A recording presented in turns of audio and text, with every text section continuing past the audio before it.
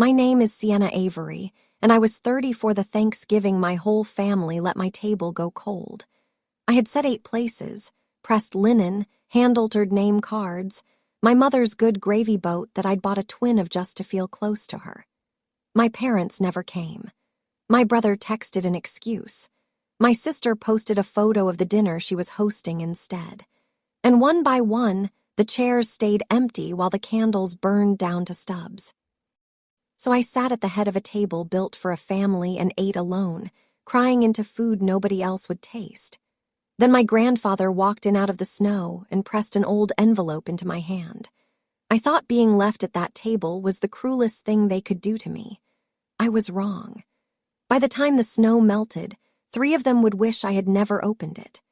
Welcome back to calm drama stories, where quiet women face loud families and let the truth do the shouting.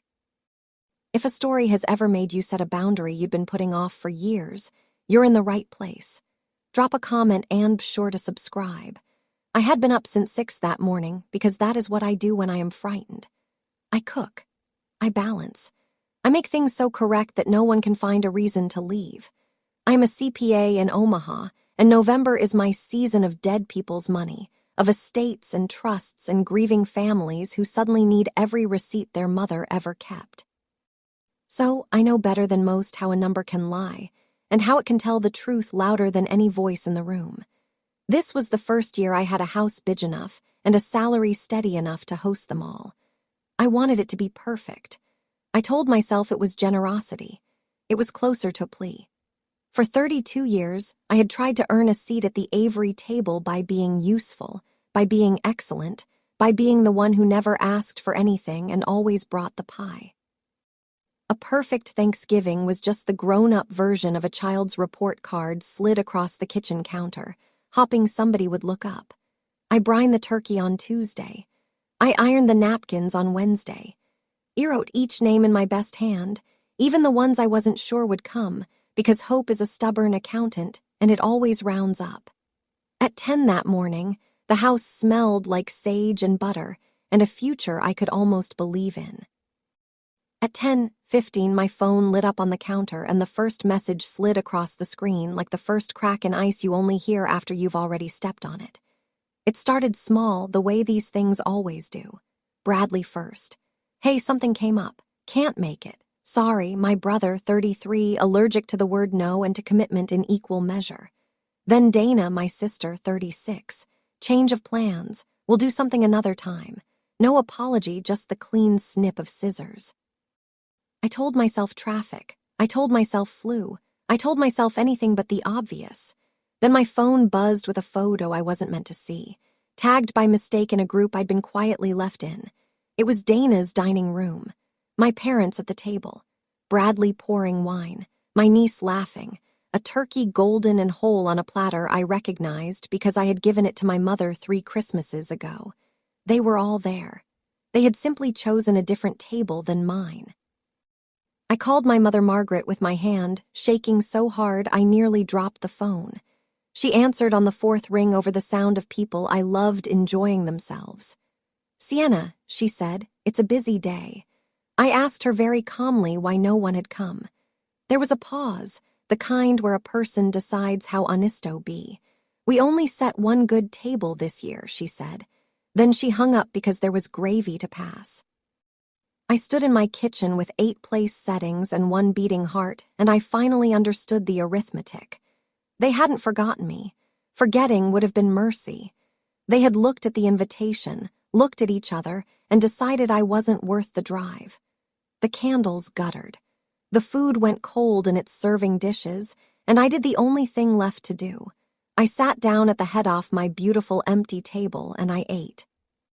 You have to understand that I had been eating alone at that family's table my whole life, even when every chair was full. I came to the Averys when I was 2. That was all I was ever told. Adopted, taken in, given a roof when I might not have had one. It was the kind of story a family repeats until it hardens into a wall. My birthdays were remembered late, if at all. I wore Dana's outgrown coats and was told to be grateful for the warmth. When report cards came home, mine got a nod and Dana's got a celebration. and I learned to read the difference between the two like a second language. The lesson underneath was always the same, and my mother said it out loud once, the year I turned 12, when I asked why I couldn't come to the cousin's lake house. She crouched down so we'd be eye to eye, the way you do when you want a thing to land. "You were a kindness, Sienna," she said, "not a daughter." She meant it gently. That was the worst part. She believed she was being honest, even kind, telling a girl exactly where the edges of her belonging were drawn. I didn't cry. I went to my room and I studied because somewhere in my small, bruised logic, I had decided that if I could only be good enough, useful enough, undeniable enough, they would have to keep me. I made myself into a person no family could afford to lose. It is a tiring way to live. But there was one person in that house who never once made me earn my chair. And on the worst Thanksgiving of my life, he was about to come through my door.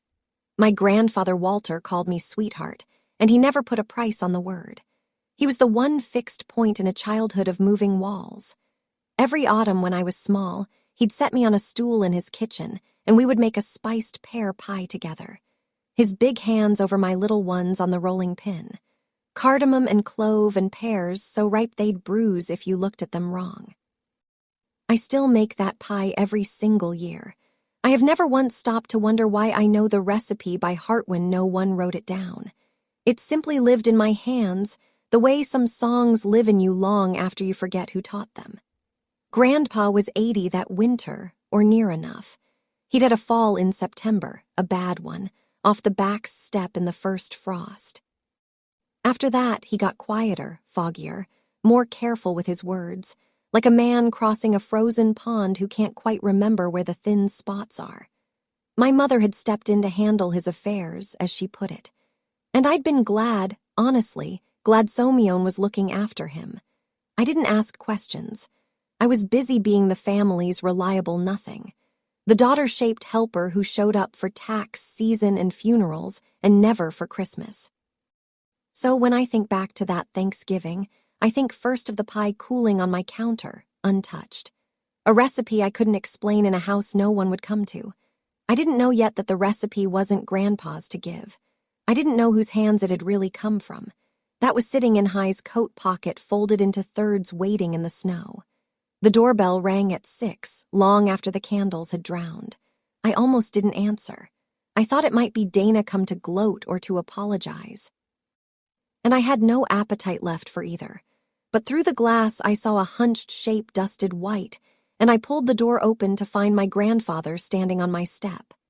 No hat, snow melting in his thin hair, breathing like the walk from the car had cost him something. "They told me you weren't doing dinner this year," he said.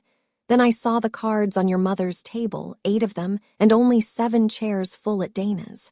He had counted. He had done the math an old foggy mind shouldn't have managed, and the answer had been me alone. I got him inside into the warm into a chair. His hands were trembling, and not only from the cold. "Sienna," he said, "they keep bringing me papers to sign." I signed them. I don't always know what they say anymore. Then he reached into his coat and took out an envelope, soft and yellowed at the corners, the kind that has been carried a long time. He set it in my palm and closed my fingers over it with both of his hands. "I should have given you this years ago," he said. "Caroline made me promise, and I'm an old coward who kept the promise to everyone but you. I had no idea who Caroline was. The name meant nothing to me, and somehow it meant everything. The way a word in a language you've forgotten can still raise the hair on your arms. If you have ever sat with an older person who signs papers they don't understand, you already feel the cold I felt then. Stay with me. Comment, subscribe. It helps these stories reach the people who need them. My hands knew before I did. They opened that envelope the way you peel a bandage, slow braced for what's underneath. 3 things slid into my lap. A photograph soft as cloth from handling. A folded letter, the paper gone the color of weak tea. And a document with a state seal. Official creased into quarters. I unfolded the document first because numbers and forms say are where I live. And a form will tell you the truth, a face won't. It was a birth certificate. The original, the long kind, the one hospitals fill out before the world gets a chance to revise it.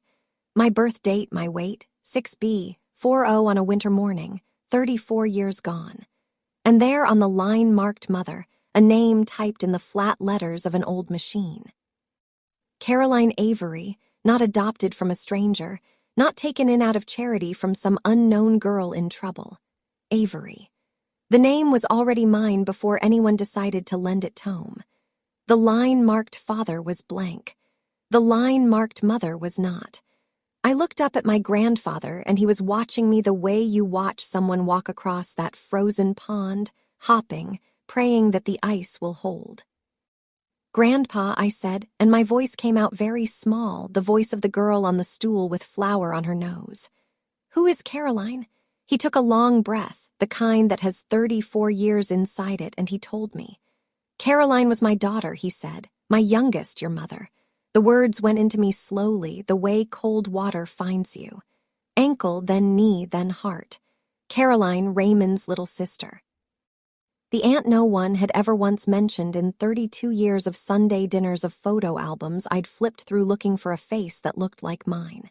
She had been 26. There was black ice on Highway 75 the February I was almost 2 and a truck that couldn't stop. And after that, there was just a baby and a grave and a family that decided the simplest thing was silence. She was driving back to us. Grandpa said, coming home, "You were asleep in the back. You didn't have a scratch on you." He reached out and took my hand, turned it over in his, traced the lines of my palm with a thumb gone soft and spotted with age. "You have her hands," he said. "I've watched you roll out that pie crust every fall for 30 years and seen Caroline standing right there.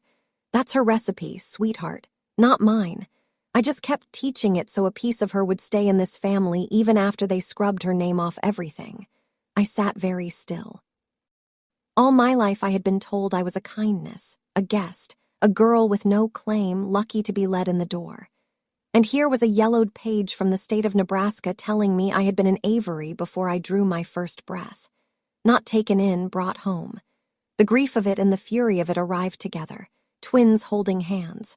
But it was what he said next that turned the grief into something colder, something with edges, something I could use. "Why?" I asked. "Why would anyone keep this from me?" Grandpa's jaw worked like Thiensware tasted bad. "After Caroline died, somebody had to take you," he said. "I was a widower rower, too old already. Raymond was her brother, the natural choice. But Margaret had just lost a baby of her own that winter, her third. The house was tight. Money was tighter. And here came a child that wasn't hers with a dead girl's face. He stopped gathering it. She agreed to raise you on one condition, that nobody ever told you whose you really were.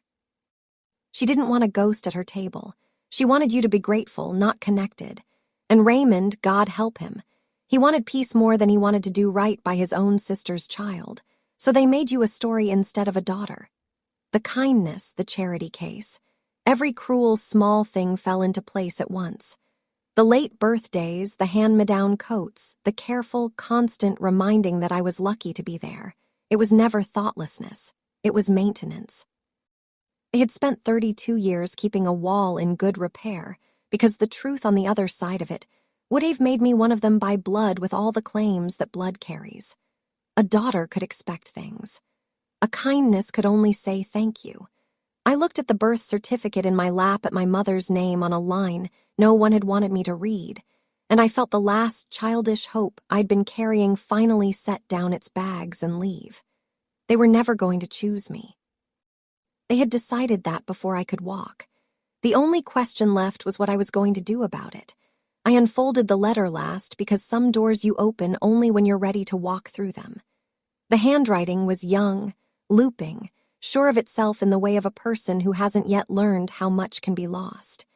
"My dear Sienna," it began, and I had to stop and breathe because no one in that family had ever started a sentence to me with the word dear. She wrote it before she died on a night she couldn't sleep the way new mothers don't. She wrote about my fists, how they grabbed her finger and wouldn't let go. She wrote that I had a stubborn chin and that she hoped I'd use it.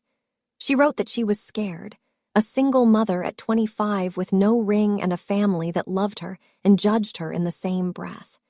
And she wrote a sentence I would carry into every room I walked into for the rest of my life.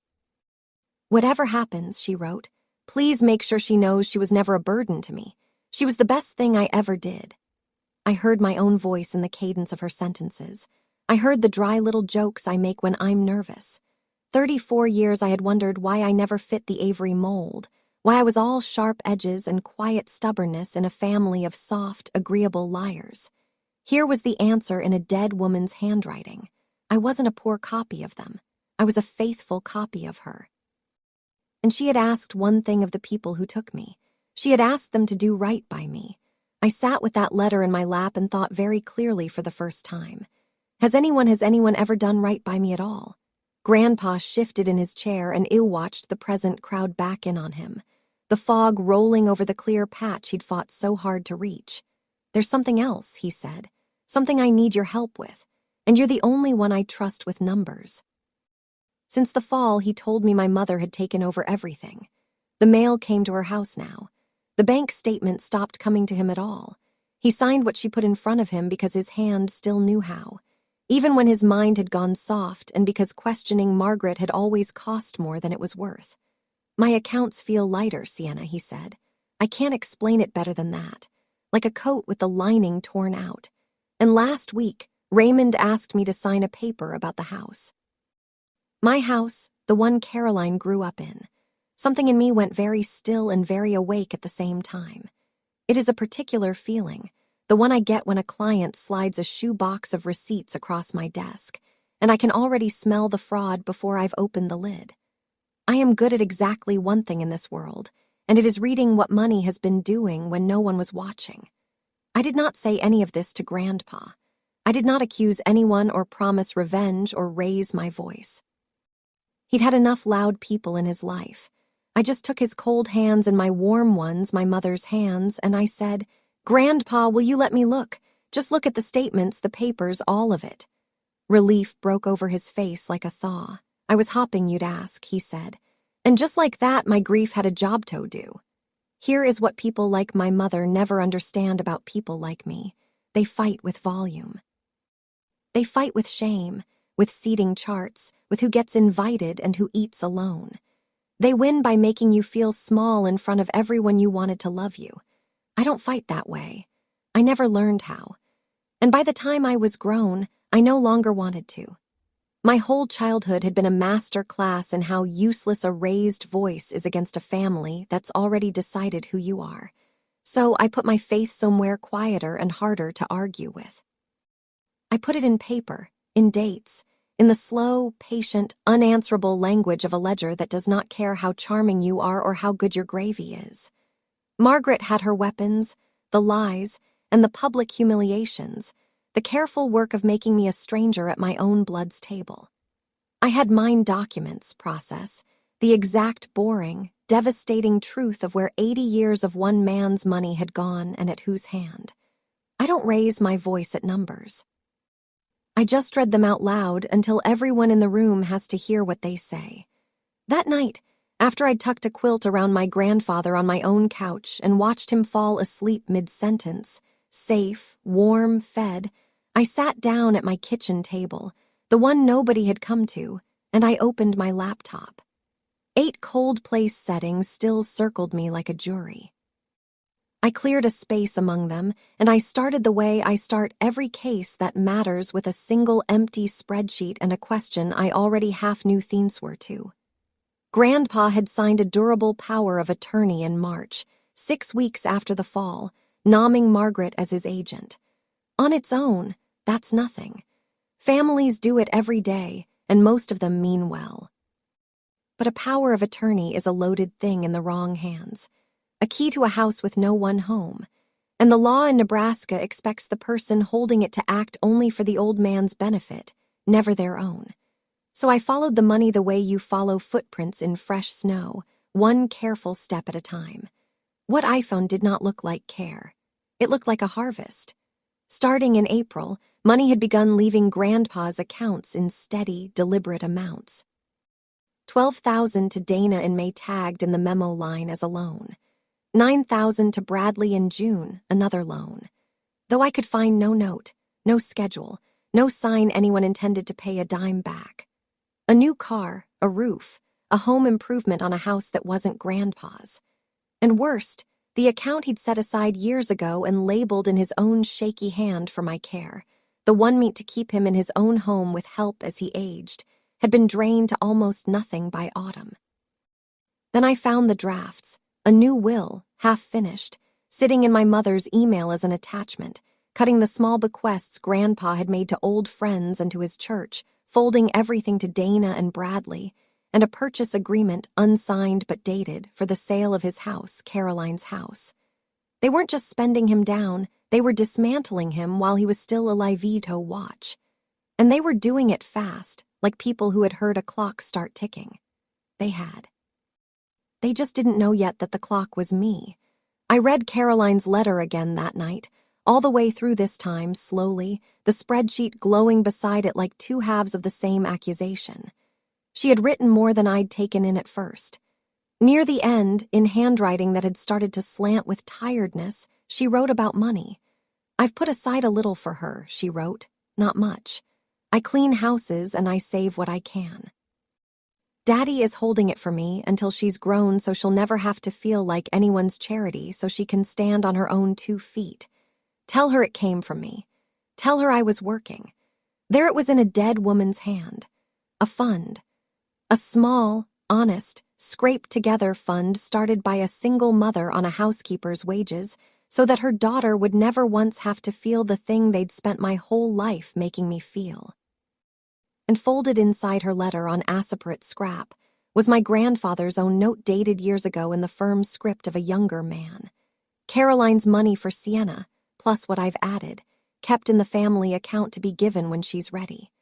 I understood then exactly what account they had drained to nothing, not just an old man's savings. My mother's last gift to me. The one thing she'd left so I'd never feel like a kindness. They had spent it on a car for Dana and a roof for Bradley. The letter was the concrete thing I would hold in my mind for everything that came after, heavier than any number on any screen. Margaret had called me a kindness. The woman who actually bore me had spent her short life making sure I'd never have to be one. And the difference between those two women was the whole story. I folded the letter, smoothed it flat, and put it where I keep the documents I will not lose. Then I picked up the phone to find a lawyer. I want to be honest about what I did not do because it matters. I did not hide Aracorder under the Thanksgiving turkey. I did not bait my mother into saying something ugly on the phone so I could play it back. That isn't strength. It's theater. And theater is what my family was good at. Not me. Instead, I did the unglamorous thing. I made an appointment. Her name was Joan Peterson, an elder law attorney downtown with reading glasses pushed up into gray hair and a way of listening that made me feel for once like the sane person in the story. I laid it out for her the way I'd lay out a case file. The power of attorney, the transfers, the drained care account, my mother's fund inside it, the half-built will, the pending sale of the house. Joan didn't gasp. People in her line of work don't. She just made notes and asked the questions that mattered. Under Nebraska's provisions on elder financial exploitation, she said, "What you're describing may rise well past poor judgment. Misusing a power of attorney for personal gain can be a breach of fiduciary duty, and depending on what the records show, it could support more than that." She was careful with her words, the way good lawyers are, full of may and could and pending, never promising me a verdict, only a path. We could petition the court for a formal accounting. We could ask to suspend the power of attorney while a judge looked. We could report a suspected case to Adult Protective Services. None of it was fast. None of it was certain. All of it was real and built of paper and impossible to charm or shout away. "It's a long road," Joan warned me. I told her I'd been walking longer ones since I was 2. They found out I was looking before I wanted them to. Of course they did. Banks called to confirm things, and a teller mentioned to my mother that her daughter, the accountant, had been asking how to request statement histories. Margaret called me that evening, and her voice had lost all its Thanksgiving sugar. "I hear you've been poking around your grandfather's accounts," she said. "I don't know what you think you're doing, but you need to stay out of family business." I held the phone away from my ear for a moment and breathed. He asked me to look, I said. Since when do you take his calls? You couldn't be bothered to set him a place at dinner. She laughed short and sharp. He's confused, Sienna. He doesn't know what he's asking for, and neither do you. Then she said the thing she always reached for when she wanted to put me back in my box. This is between his children. You were never really one office, and you know it. Once that sentence would have ended me. I would have apologized, retreated, gone back to earning my chair with casseroles and silence. Not anymore. I had a birth certificate in a drawer that said otherwise, and a letter from a woman who'd loved me before any of them ever decided not to. You're right, I said, calm as a closing entry. I was never one of you. I'm something you should have been a lot more careful about. And I hung up first, which I had never once done in my life. If you've ever been told you weren't really family by the very people who needed you to believe it, I see you. Stay for what comes next. Send this to someone caring for an aging. Comment, subscribe. It's how the right people find these. For the next 2 weeks, I did what I am built to do. I built a record with Grandpa's clear written consent given on one of his good mornings with Joan present as a witness. We requested the full histories on every account. We moved to revoke the power of attorney properly through the right channels so that no one could later say I had snatched it in the dark. I built a timeline in a spreadsheet that grew until it had its own gravity. Date, amount, account, recipient, memo, my note. Every transfer that left Grandpa's account since March sat in a row, lined up, undeniable, a parade of small thefts dressed as loans. My whole life, people had treated my over-responsibility like a flaw. Too careful, too much. Can't you ever just let something go, Sienna? But the thing they'd mocked in me turned out to be the exact tool the moment required. I am the woman who keeps every receipt. I am the woman who reads the fine print at the bottom of the page that everyone else signs blind. Margaret had counted on the family's habit of looking away. She had not counted on the one member they'd shoved to the edge being a professional at looking closely. Numbers don't gossip. They don't take sides at Thanksgiving. They just remember with a patience that outlasts any lie exactly what was done and when. By the end of those 2 weeks, I had a binder tabbed, dated, cross-referenced, the kind of thing I usually hand to a grieving widow so she can sleep again. Except this time, the estate being plundered belonged to a living man who was still being asked to sign his own dismantling. And the next paper they wanted from him was the one that would sell Caroline's house. I almost felt sorry for my mother. I want to put that on the record because it would be easy to make her a cartoon, and she wasn't one. Buried in the old family papers I'd pulled, I found the dates. The winter I came to them, Margaret had lost her 3rd pregnancy in October, late, the kind that has a name and a tiny gown. And in February, with the grief still raw, her husband's dead sister's baby had landed in her arms in a house where the heat got shut off twice that year. I found a note in her hand from back then to Raymond that said only, I can't grieve mine while I'm feeding hers. For a moment, sitting on my floor, surrounded by the wreckage Oftwo families, I understood her. I was a wound she'd been handed before her own had closed. There were even records of her sitting up with me through a fever that first spring, a receipt from an all-night pharmacy, her name on the line. She had not been a monster at the start. She had been a drowning woman handed an anchor and told to call it a gift. And then I turned the page, and the sympathy died the way it always died with Margaret on contact with what she actually chose. Because understandingly, a person started cold does not excuse what she did warm. She knew by autumn exactly what that drained account had been for. She had Caroline's letter in the same box of papers I'd just been crying over. She'd read it, and she had spent my dead mother's housekeeping savings on a luxury SUV for the daughter she did keep. You can be a victim and a thief in the same lifetime. My mother was living proof. I closed the file. The almost sympathy folded itself up small, and I put it away, and I did not take it out again. I gave Raymond a chance. He was my uncle after all, the only blood relative of mine left standing who'd actually known Caroline, who'd grown up with her, who'd carried me out of a wrecked car on a highway when I was not quite 2. I drove out to his place on a gray Tuesday and sat across from him at his kitchen table, and I did not bring the binder. I brought the letter. I set it in front of him and watched his face do the slow collapse of a man recognizing his sister's handwriting. I know whose I am now, I told him quietly. I'm not here to blow up your life. I'm here to ask you to help me protect your father. That's all. Stand with me, Raymond. And most of this never has to leave the family. For one moment, I thought he might. His hand went to the letter, his eyes went wet, and the boy who'd loved his little sister flickered behind the tired face of the man who'd helped erase her. Then he slid the letter back across the table to me, untouched, like something hot. Dad's fine, he said.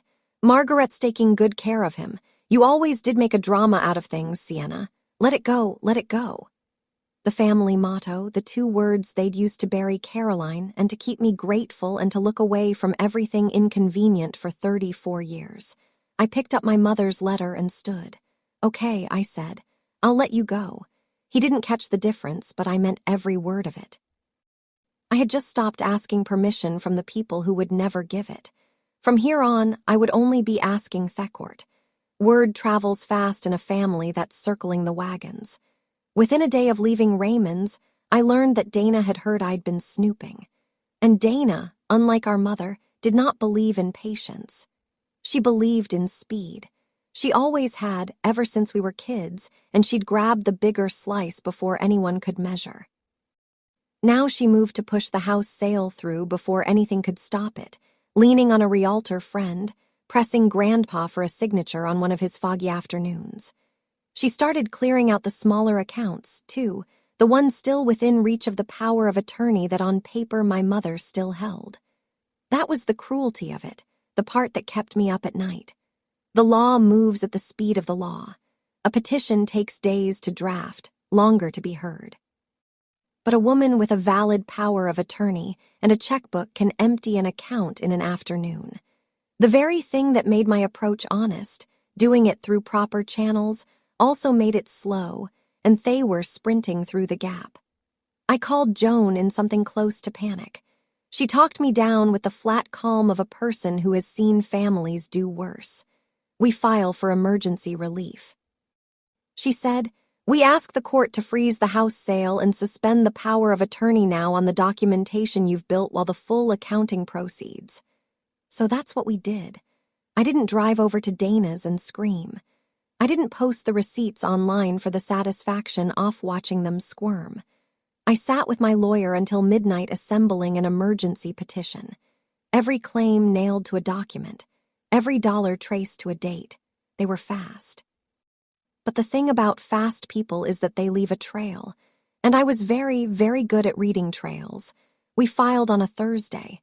I remember because I wore my mother's hands all day. Steady on the pen, steady on the wheel, steady. When the clerk stamped the date and made it real, we did 3 things at once. The way you set 3 locks on a door you finally understand is unsafe. We reported a suspected case of elder financial exploitation to Adult Protective Services with the binder attached, every transfer laid out in rows. We petitioned the court for a full formal accounting of everything done under that power of attorney since March. And we asked on an emergency basis to suspend Margaret's authority and to halt the sale of the house until a judge could look at what I'd found.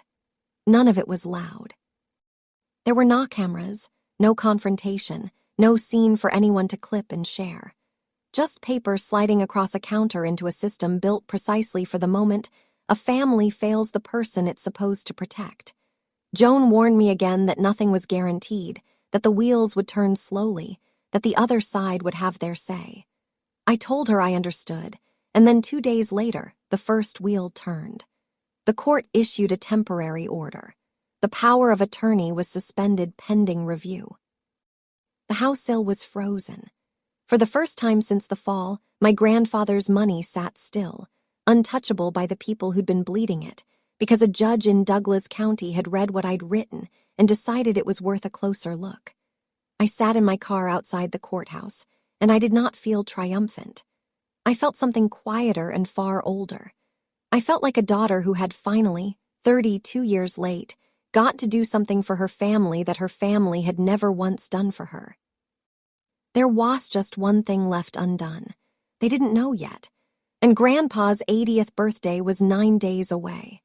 My mother, never one to waste a stage, had planned my grandfather's 80th birthday like a coronation. A big party at his house, the good house, Caroline's house, with the relatives and the neighbors and a few old friends from the church he'd been quietly cut out of. It was a performance, and I knew exactly what it was for. After the freeze order landed, after the lawyers and the agency started circling, Margaret needed to be seen as the devoted caregiver, the loving daughter-in-law throwing a beautiful party for the old man she adored. Optics, the same instinct that built a Thanksgiving without me, was now building a birthday around appearances. I was not invited. Naturally, the mirror of that empty November table was almost funny if you have my sense of humor, which is dry and a little bruised. They would gather again, and I would be left off the list again, and they assumed again that I would do what I had always done. Stay home, eat alone, be grateful for the leftovers of their attention. But I wasn't that girl anymore. The pie had cooled, and so had I. I was going to that party. I was going to walk into Caroline's house through the front door the way her daughter had every right to. And I was going to bring 2 things with me, a binder and a lawyer. Margaret had told me we only set 1 good table this year. Fine. I decided I would set the record straight at hers in front of everyone with the calm of a woman reading a balance sheet aloud. 9 days I spent them getting ready, not rehearsing speeches, tabbing pages. The truth doesn't need a speech. It just needs to be read in order. The night before the party, I sat at my kitchen table and assembled the binder one last time, and I watched my own hands do the work. Steady. Sure, Caroline's hands, Grandpa had said, and I believed him now. They had held a rolling pin and a fevered baby and a housekeeper's mop. And now they squared a stack of bank statements and slid the Minto tabbed sleeves, and there was no tremor in them at all. Tab 1, the power of attorney. Tab 2, the transfers in order with the memo lines that said loan over money no one would ever repay. Tab 3, the drained care account, and beside it a copy of Caroline's letter, so that anyone who read the binder would understand exactly whose savings had bought that SUV. Tab 4, the half-built will. Tab 5, the frozen house sale and the court's order beside it like a closed door. When it was done, I did one more thing, the thing that surprised me most about myself. I baked the spiced pear pie, cardamom and clove and pears just past ripe. The recipe living in my hands the way it always had, except now I knew the truth of it. It wasn't a comfort I'd borrowed. It was an inheritance no one could drain, passed mother to daughter through an old man's stubborn love. I wasn't bringing it to make peace. I had no peace left to offer them. I was bringing it because I wanted something off Caroline's at that table, something warm to sit beside all the cold paper. Her recipe and her records, her sweetness and her receipts, walking through the front door together in her daughter's steady hands. I slept 4 hours and woke up calm. The morning of the party, the snow had stopped. Caroline's house glowed when I pulled up. Every window lit, cars lining the street, a paper banner over the porch that said 80 years young in my mother's careful hand. I sat for a moment with binder on the passenger seat and the pie warm in its carrier and let myself feel the size of what I was about to do. Then I went up the walk and let myself in the front door because a daughter doesn't knock at her own family's house.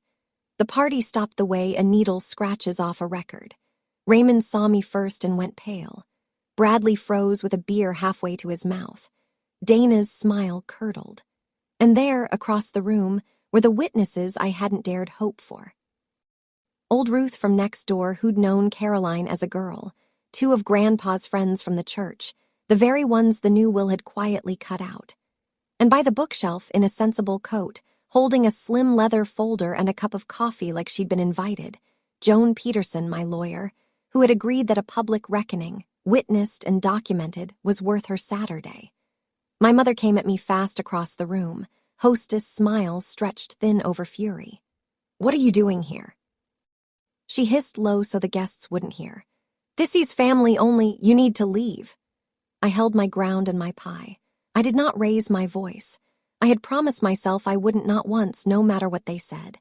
And before I could answer her, before I had to, a voice cut across the whole bright, crowded room, thin and cracked and absolutely certain, the voice of a man who had counted 8 name cards and 7 full chairs and never forgiven the difference. "Sienna stays." My grandfather had pushed himself up from his chair at the head off the room, one hand white-knuckled on the armrest, the other pointing at the seat beside him. The fog was gone from his eyes. Some mornings he came all the way back and God had given him this one. "She stays," he said again into the silence, "and the rest of you are going to sit down and listen to what she found." Margaret laughed that bright, brittle laugh she used to paper over cracks. "Dad, you're tired. You're confused. This is your party."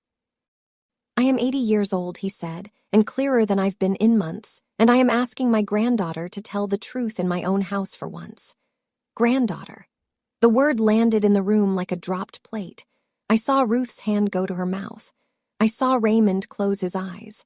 I walked to the table, the long dining table set with my mother's good china, the family table I had never once been seated at as an equal, and I set the binder down on it. Not slammed, set. The way you sat down, something heavy you've carried a long way. Then I baked pie beside it, and Thorm's smell of cardamom and clove drifted up into a room that had gone dead quiet. "Most of you don't know who I am," I said, and my voice came out level, almost gentle. "So let me start there because it matters to everything else. I have spent my career talking to rooms full of frightened, grieving people about money, and I have learned that the calmer you are, the more they have to hear you. So I was calm. I was the calmest person in that house. My mother's name was Caroline Avery," I said. "I'm not the kindness this family took in. I'm the daughter you hid. And in the last 3 weeks, with my grandfather's permission, I've been reading the records of what's been done to him since his fall." I opened the binder to the first tab. Let's start in March. I read it the way I read any case, plainly in order by the date. On March 11th, 6 weeks after the fall, Grandpa signed a durable power of attorney nomming Margaret his agent. The law says she could only use it for his benefit. I turned the page. In May, $12,000 went. Memo line loan. There is no loan agreement in June. $9,000 to Bradley, also a loan. Also no agreement, no payment, no schedule. Dana's face went from white to red. "You don't know what I do actually," I said. Not louder, just steadier, and I turned another page. "This is the account Grandpa set aside for his own care so he could stay in this house with help as he got older. In April, it held $140,000. By November, it held $900. I let that sit. 900. From $140,000. I have learned that the right number, said quietly, hits harder than any accusation. It paid for a car, I said. A roof, a kitchen that isn't in this house." Now Margaret was moving toward me, and her hostess mask was gone. The fury underneath finally showing its true face in front of every guest she'd wanted to impress. "How dare you," she said, and her voice cracked and climbed. "How dare you come into this house, and after everything we gave you, you ungrateful little." She was shouting now in front of Ruth, in front of the church friends, in front of the whole performance she'd built. And I was not. That was the whole inversion, the thing I'd promised myself in the car. She got louder and I stayed level. And with every decibel she rose, the room turned a little more toward me and a little more away from her because a screaming woman and a calm one telling her about her own bank statements do not look like equals. They look like the guilty and the proven. "There's more," I said when she ran out of breath. "But first, you keep using a word for me. I'd like to give it back. Say what you came to say," Margaret spat, "and get out of my house." "It isn't your house," I said. "It's his. It was Caroline's, and you've been trying to sell it out from under him." Her chin came up and she reached the way she always did for the one weapon that had worked on me for 32 years. "You will always be exactly what you've always been," she said. "You were a kindness, Sienna, not a daughter." The room held its breath. Once those words had been the floor falling out from under me. Now I just reached into the binder, slid out a single page, and laid it face up on the family china. The original birth certificate, the state seal, the typed flat letters. I was Caroline's daughter. I said her name is right there on the line. And in the only fact that matters tonight, I am the single person in this room who actually protected your father. I turned to face the guests, not the family, because the truth deserves witnesses, and witnesses were exactly what Margaret had so kindly assembled. She told me my whole life I wasn't really one of you. I said she needed me to believe it because a kindness can't inherit, can't object, can't ask where the money went, but a granddaughter can. Grandpa's voice came again from his chair, rough with tears. She's mine, he said simply. Caroline's girl. I held her the day she was born, and I held her the day they took Caroline away. And I have been ashamed for 34 years that I let them make her a stranger in her own family. Ruth was crying openly now. Raymond had his face in his hands, and Dana, my sister, who had set one good table without me, looked at the birth certificate on the china and then at me. And I watched the exact moment she understood that the girl she'd spent her life outranking had outranked her all along by blood, by law, and by the simple fact of being the only honest person left standing. That was the moment my mother reached for the binder to grab it, to scatter the pages, to turn it back into noisesh could control. And that was the moment Joan Peterson stepped out from beside the bookshelf and set her coffee down. I wouldn't, Joan said in the mild voice of a person who has done this many times. I'm Miss Avery's attorney. Everything in that binder is already filed. The room turned to her. 2 days ago, Joan went on, the Douglas County Court issued a temporary order. Margaret, your power of attorney is suspended, pending a full accounting of every transaction since March. The sale off this house is frozen, and a report has been opened with Adult Protective Services regarding the use of these funds. She let it land, then added gently, You'll all have a chance to respond. That's how it works. But as of Thursday, no one in this family can move another dollar of Walter's money without a judge watching. There it was. Not a trick, not a recording sprung at the perfect moment, not some secret deed falling from the sky to save the day. Just the slow, unglamorous machinery off law, set in motion by a woman with a spreadsheet and a grievance old enough to vote. The power my mother had spent a year quietly hoarding had been turned off at the wall, and she had found out at the party she'd thrown to look devoted. Bradley sat down hard. Dana was already on her phone calling someone, anyone, and Margaret stood in the center of her beautiful ruined party, mouth working, finding for once that there was no volume loud enough to shout down a court order. I closed the binder.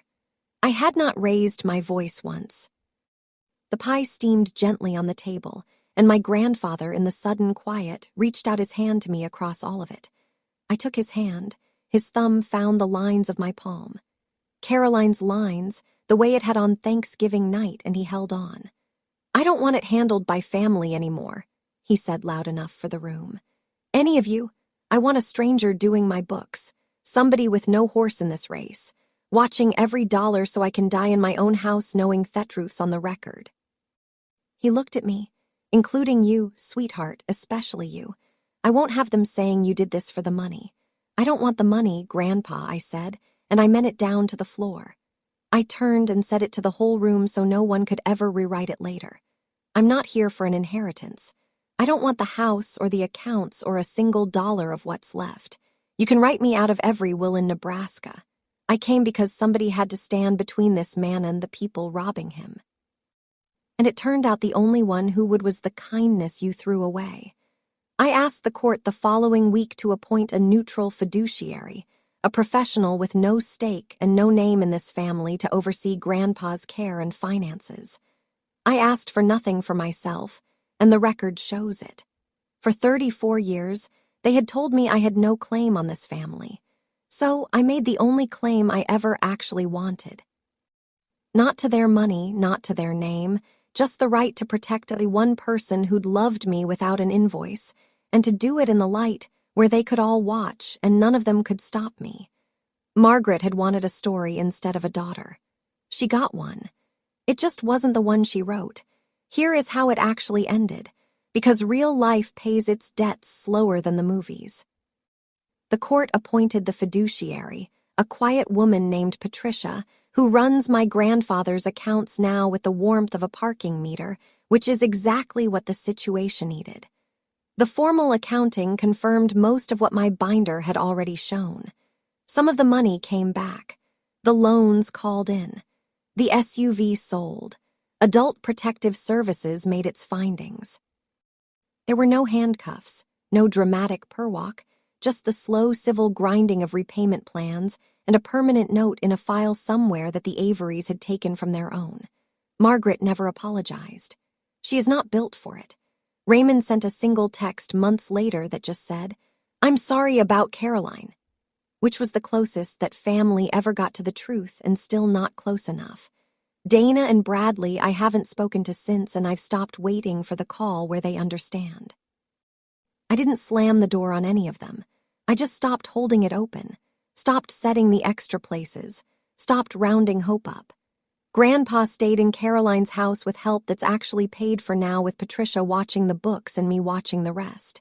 He's slower these days, foggier, but on his good mornings, he still asks me to make the pie. And I still set him on the stool of my kitchen with his hands over mine. The way it started, the way it should have stayed. The cruelest thing they ever did was teach me I had to earn a family. The best thing I ever did was stop believing them. This Thanksgiving, I set the table again. 8 places. The pressed linen, the hand-altered cards, my mother's good gravy boat. The difference was who came. Grandpa at the head where he belongs, Ruth from next door who tells me stories about Caroline as a girl until I almost feel I knew her.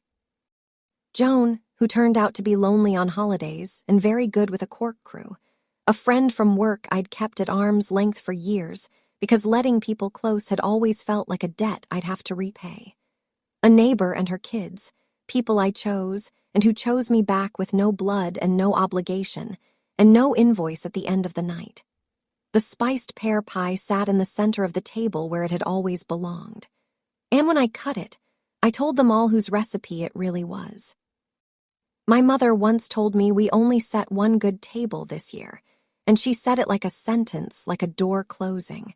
She was right about one thing in the end. You really only need one good table. I just had to stop begging for a chair at hers and build my own.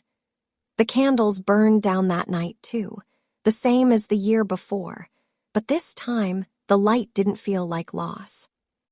It felt like every face it touched, 8 chairs, 8 people, not none of them obligated to be there, all of them choosing it anyway. Family was never the people who shared my blood or signed the papers that bound me to them. It turned out to be the one old man who pulled a chair up to my cold table when no one else would, and the handful of people I finally learned to set a place for on purpose, because belonging you have to earn was never belonging at all. That's my story. An empty table, an old envelope, and a grandfather who finally told the truth before it was too late. If it made you want to check on an older person's paperwork, or look a little closer at who's holding their accounts, take that as your sign and do it this week. And if you know someone caring for an aging parent, share this with them. Thank you for being here. Drop a comment, hit subscribe, and I'll see you in the next one.